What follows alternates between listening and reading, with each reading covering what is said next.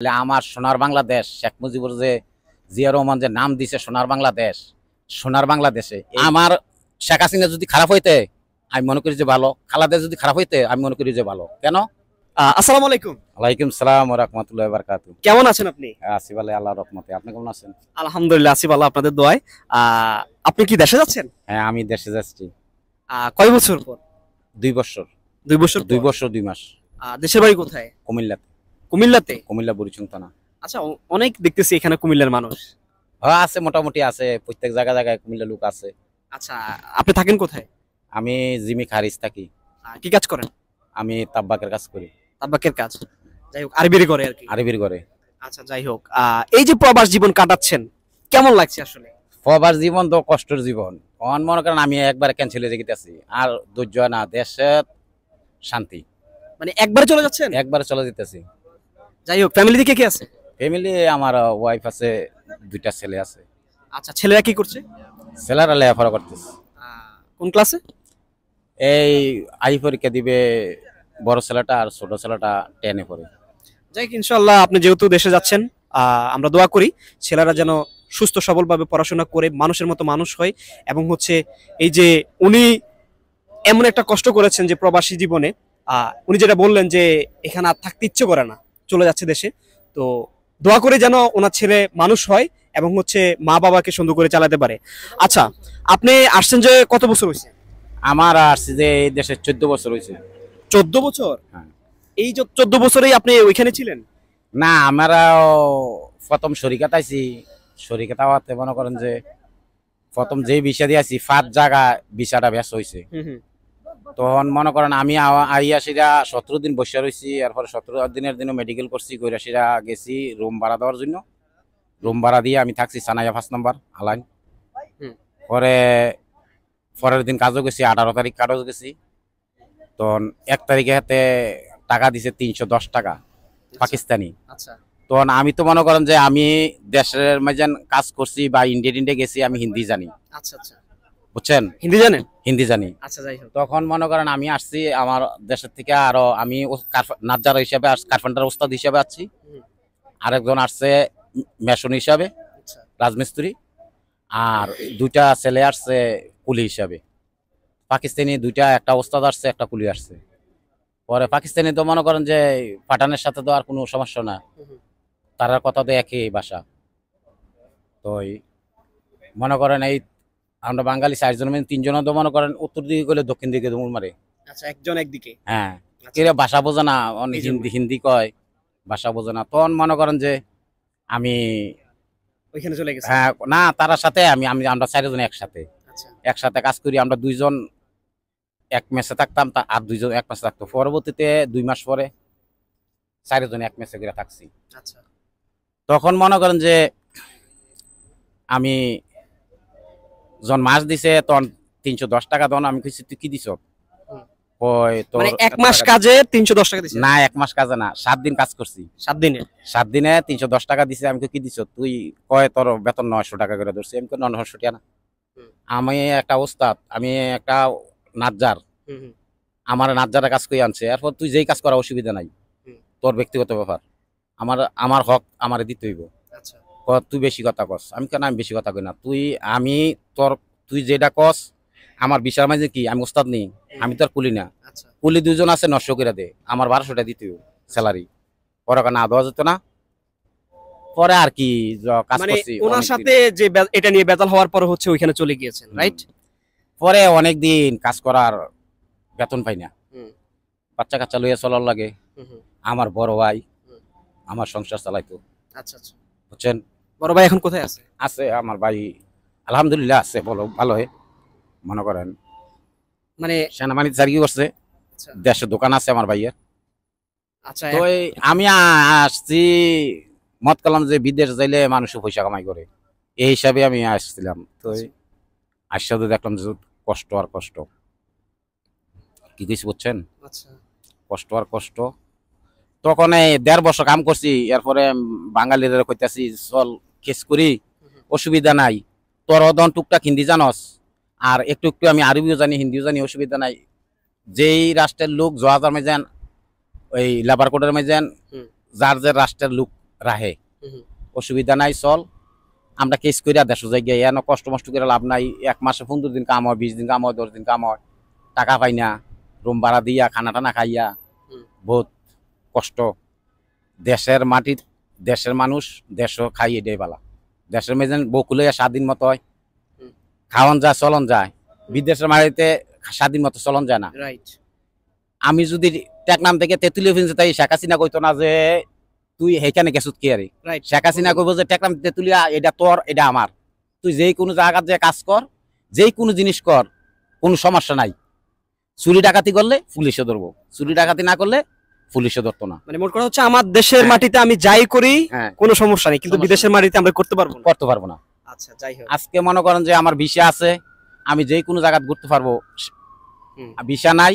আমি যে করতে কোনো জায়গা ঘুরতে পারবো না একটা ব্যাংকে টাকা ছাড়তে পারবো না হুম। আমি বর্তমানে টাকা ছাড়ি ব্যাংকে আপনার আমি ব্যাংকে টাকা ছাড়ি যখন ভিসা লাগাইছি হুম। এর আগে আমি হন্ডিতে ছাড়ছি কিভাবে আমি ব্যাংকে ছাড়বো আচ্ছা। আমার কাছে তো হাওয়াইয়া নাই হাওয়াইয়া জানেন হাওয়াই মানে ID card। আইডি কার্ডটা বাংলাদেশে যে একটা আইডি কার্ড রাইট ওই এই আইডি কার্ড হ্যাঁ হ্যাঁ লাগবে ব্যাংকে ছাড়তে হইলে রাইট এরপরে মনে করেন আপনি যদি আমি অভিদ আমি তো মনে করেন বাজারে যাবো ওখানে যাবো পুলিশে ধরবো আর আমি দেশে যাই কেন জেল টেল খাইতে হুম।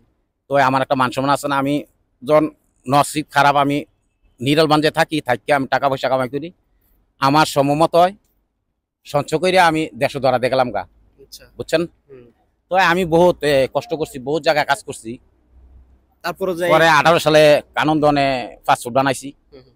জহাজাত 7 কানে সিল লইছি আচ্ছা 7 জায়গায় আমার লগে বাঙালি আছিল 20 জন পাকিস্তানি আছিল 3 জন আচ্ছা একটা জায়গা ছিল না আমি মনে করেন শরিকাত কাজ করছি আমি এরকম কোনো রোড গার্ড বাহি নাই আমার চলার এক সময় আইটেও চলছি এক সময় গাড়িতেও চলছি আচ্ছা বুঝছেন তখন আমি কইছি যে অসুবিধা নাই আমার সাথে খালি তোরা তোরা থাক তোরা পয়সা খরচ করতো না আমি সিলেটের 2টা লোক টাকা আসিল না ইতানরে আমি নিছি হোটেলে খাওয়াইছি বুঝছেন আল্লাহ বেদ দিফি মাফ করুক এই কথাটা যে আপনার কাছে কইছি এটা কিন্তু ওই দুঃখের থেকে কথাটা আসছে নাহলে আমার কাছে কথাটা বলা যাই হোক হয় না। কথায় কথা চলে আসে আর একজন কি বাঙালি একজন বাঙালির উপকার করে অন্য দেশের মানুষ উপকার করে করবে না না করবে না আমার শেখ হাসিনা যদি খারাপ হইতে আমি মনে করি যে ভালো খালাদা যদি খারাপ হইতে আমি মনে করি যে ভালো কেন আমার দেশের লোক আমাকে মাইরও চাইব ফিরেও চাইব হ্যাঁ, right। ঠিক আছে এটা ঠিক তো এই মনে করেন যে এখন আমার মালিক আসিল ভালো আমার মালিকের ছেলে একটা একটু খারাপ এই জন্যই আমি জাগিতেছি এরপরে আমি 5 বছর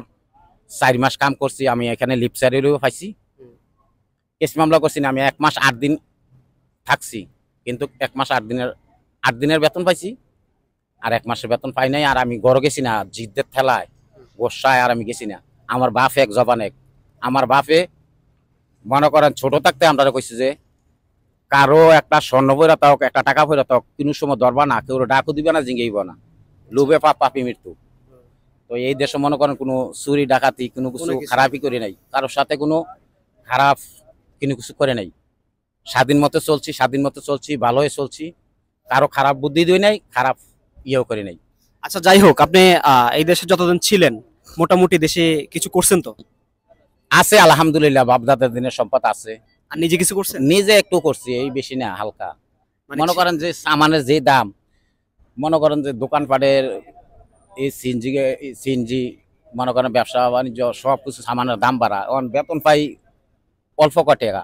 আচ্ছা, সংসার দশ চলে না এই সংসার চালাইয়া না মনে করেন যে বাচ্চা কাচ্চা লেখাপড়া করে খাওয়াইয়া ওষুধে ভরিয়ে মনে করেন দিয়ে না আপনার সঞ্চয় হইতো সেটাই আগে তো সব ফ্যামিলি চালাই নিতে হইব চালানোর পরে যেটা বাঁচে এটা না সঞ্চয় তো আছে মোটামুটি আলহামদুলিল্লাহ চলার মতন এরকম আল্লাহ তৌফিক দিছে আলহামদুলিল্লাহ আল্লাহর কাছে আচ্ছা যাই হোক এখন যে দেশে যাচ্ছেন ওইখানে গিয়ে কি করবেন ওইখানে গিয়ে মনে করেন বাপের দিনের জমিন আছে একটু জমিনে চাষবাস করবেন চাষবাস সবজি মবজি লাগামো ধান টান লাগামো মরিচ আমরা তো মনে করেন ফুলকপি টমেটো সবকিছু আমরা করতাম জানি কথা আচ্ছা, বলছেন এখানে কি করছিলেন এগুলা এখানেও আমি আইয়া যখন ওই শরিকার থেকে ভাগিয়া গেছি টাকা পাইছি না এখানে আইয়া যখন আমি যেই কোনো জায়গায় যাই এই কোনো জায়গার মানুষে আমার জন্য পাগলে জায়গা কাম করার জন্য তো এই কিছু কিছু মানুষের ভাষার কারণে অনেক একটা লোক 4 মাসের জন্য গেছে আমি 4 মাসের বিনিময়ে আমি কাজও গেছি মনে করেন যে এই হ্যাঁ আসছে তখন মনে করেন যে আমার রাখতে চাইছে বা আমার লগে ভাষা ব্যবহার খারাপ করছে বা ইয়া করছে তাহলে আমি মা ফসাই দোয়া চাই তোরা কাম করছি আর করতাম না এর পরবর্তীতে আমার আবার ফোন করতো যে ভাই তোমার কামের লগে কোনো কাম লাগে না, সবাই ফোন করতো। আমি কই একজন মানুষ একটা মনের মধ্যে আঘাত দিয়েছে, এই আঘাতটা আমি কইছি যে আমার আজকে বাপ দাদার দিনের সম্পদ আছিল প্রচুর, আমার দাদার দিনের সম্পদ আছিল প্রচুর, 22 কানি সম্পদ আছিল, 5 কানি 60 ডিসিমে কানি, এই 5 কানি খেত আমার দাদায় রসুন পেঁয়াজ লাগাইতো, এরপর পাট করতো, বুঝছেন।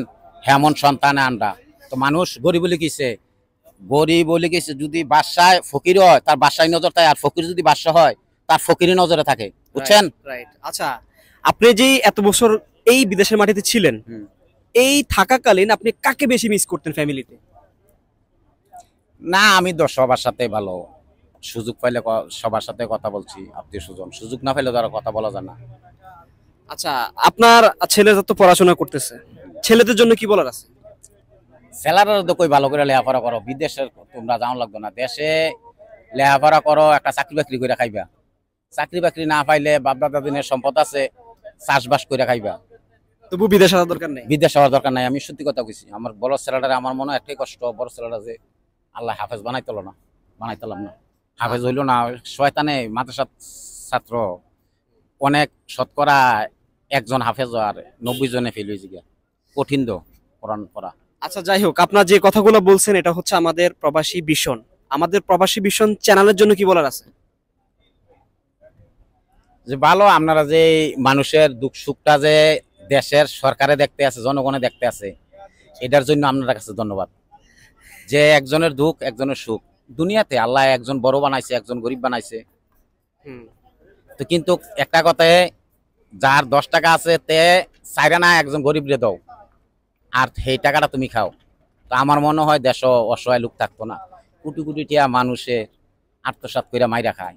এই জুলুমটির কারণে আজকে আমরা প্রবাসে কাজ করন লাগে, তাহলে আমার সোনার বাংলাদেশ, শেখ মুজিবুর যে জিয়া রহমান যে নাম দিছে সোনার বাংলাদেশ, সোনার বাংলাদেশে এই দেশে মরুভূমি, মরুভূমি যে আল্লাহ ফেটুল দিছে, এই দেশে মনে করেন যে রোড ঘাটের মধ্যে লাইট জ্বলে, বাতি চলে, এই চলে এই চলে, তারা গাড়ি বাড়ি নারী লিয়া সুন্দর চলতে আছে, পেট্রোলের বিনিময় একটা জিনিসই বিনিময়, আমরা দেশের মধ্যে 99টা জিনিস আছে। আচ্ছা, এই যে আমাদের বাংলাদেশে আপনার এই যে দ্রব্যমূল্যের ঊর্ধ্বগতি বা দাম বেশি, এই সম্পর্কে আসলে কি বলতেছেন আপনি? এটা তো মনে করেন আমার কথা কি জানেননি, শেখ হাসিনা হয়েছে মহিলা, যদি আজকে শেখ মুজিবুর থাকতো না, শেখ মুজিবুরের ছেলে থাকতো, তাহলে এটা কন্ট্রোল করতে হলো। হে হয়েছে মহিলা, মহিলা মানুষের আর অভিজ্ঞতা থাকলে আর কতটুকু থাকবো, কিন্তু পরে তো এমপি মন্ত্রীরা, মনে করেন কাউন্সিলর মেম্বার হইতে, চেয়ারম্যান হইতে, শেখ হাসিনার পরের থেকে অকর মেম্বার সৈদার পর্যন্ত সবাই খায় ইন্টারেস্ট। আচ্ছা, এটার জন্য দায়ী কি, আপনি কি মনে করেন? এইটার জন্য তো মনে করেন যে হিসাবে সরকারের দায়ী, কেন জানেন? সরকারের দায়ী কেন? সরকারে বাংলাদেশের 64টি জেলা, 68,000 গ্রামের সরকার হয়েছে মালিক, রাইট, ঠিক আছে? 68,000 গ্রামের সরকার হয়েছে মালিক, সরকারের হয়েছে দায়িত্ব কোন ডিস্ট্রিক্টে কোন জিনিস হয়, কোন বিভাগে কোন জিনিস হয়, কোন গ্রামে কোন জিনিস হয়। তোরা পুলিশ রাখছি কি লেগিয়া, তোরা আমি বেতন দেই, কিন্তু জনগণের টেহা দিয়ে তোরা বেতন দেই, জনগণের ইনকাম দিয়ে আমি বেতন দেই, দান করে চাল করে সরকার কিনতে আসে না, ব্যবসায়ীকে কিনতে আসে না, ট্যাক্সটা সরকার পাইতে আসে না। হ্যাঁ, ধরেন আমি চাষার ছেলে, আমি চাষ করছি, চাষ করার পরে ধানটা বেচছি, কার কাছে? আপনার কাছে, আপনি বেচছেন এর কাছে, এ বেচছে আরেকজনের কাছে, এরপর সরকারে এটা ব্যাট পাইছে আছে না, পাইতে আছে। সরকারের চিন্তা করার লাগবো যে আমার দেশের মানুষ কিভাবে সুস্থভাবে 4টা ভাত খাইতে পারে, কিভাবে সুস্থভাবে শৃঙ্খলাভাবে দরজা খোলা রাখতে চলতে পারে, এই চেষ্টাটা করার।